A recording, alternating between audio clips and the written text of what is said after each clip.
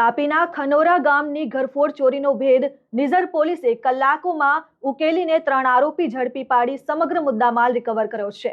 તારીખ 21 માર્ચથી 22 માર્ચ વચ્ચે ખનોરા ગામે બંધ મકાનમાં અજાણ્યા શખ્સોએ સોના ચાંદીના ઘરેણાંની ચોરી કરી। આ અંગે નિઝર પોલીસ સ્ટેશનમાં ગુનો નોંધાતા પોલીસ ઇન્સ્પેક્ટર સુશ્રી એમ.ડી. વિઠ્ઠલપરા તથા ટીમે તપાસ હાથ ધરી।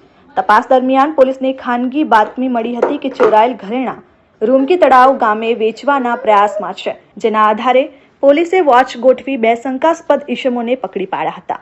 પૂછપરછ દરમિયાન રાજુભાઈ છોટિયાભાઈ પાડવી અને વસંત સદુ પવાર ને ચોરીનો ગુનો કબૂલ કર્યો। આ બંને પાસેથી સોનાના મંગળસૂત્ર તથા ચાંદીના વિવિધ આભૂષણો મળી આવ્યા। વધુ તપાસમાં દત્તુ રામદાસ પવારની સંડોવણી બહાર આવી, જેને પણ પોલીસે ઝડપી પાડી તેની પાસેથી સોનાની ચેન અને ચાંદીના ઘરેણાં જપ્ત કર્યા। પોલીસે કુલ રૂપિયા 1,64,700 જેટલો મુદ્દામાલ કબજે કરી ચોરીમાં ગયેલો તમામ માલ પરત મેળવ્યો છે।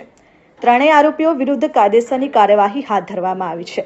નિઝર પોલીસની આ ઝડપી અને અસરકારક કામગીરીને લઈને સ્થાનિકોમાં સંતોષની લાગણી વ્યક્ત થઈ રહી છે। નિઝર પોલીસ સ્ટેશન વિસ્તારમાં ખનોરા ગામે ગત તારીખ 21 માર્ચના રોજ એક ચોરીનો બનાવ બનવા પામેલો અને તેનો ગુનો રજીસ્ટર થયેલો, જેમાં વિગત જોઈએ તો બંધ રહેણાંક મકાનની અંદર ચોર ઇસમો દ્વારા સોના ચાંદીના દાગીના કુલ 1,64,000 રૂપિયાની મત્તાની ચોરી કરેલી, જેમાં નિઝર પોલીસ દ્વારા હ્યુમન રિસોર્સિસના આધારે ગણતરીના કલાકોમાં જ આ ગુનાનો ભેદ ઉકેલી નાખેલો અને તમામ મુદ્દામાલ જે છે એને રિકવર કરેલ છે।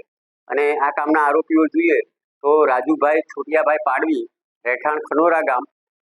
ત્યારબાદ નંબર 2 આરોપી છે વસંત સદુ પવાર, રહેઠાણ સુંદરદે બદ્રીજીરા, તાલુકો નંદુરબાર। ત્રીજો આરોપી જે છે એ દત્તુ રામદાસ પવાર, રહેઠાણ ડોંગડી કંડ્યાલા, તાલુકો સાકરી, જિલ્લો ધુલિયા, મહારાષ્ટ્ર।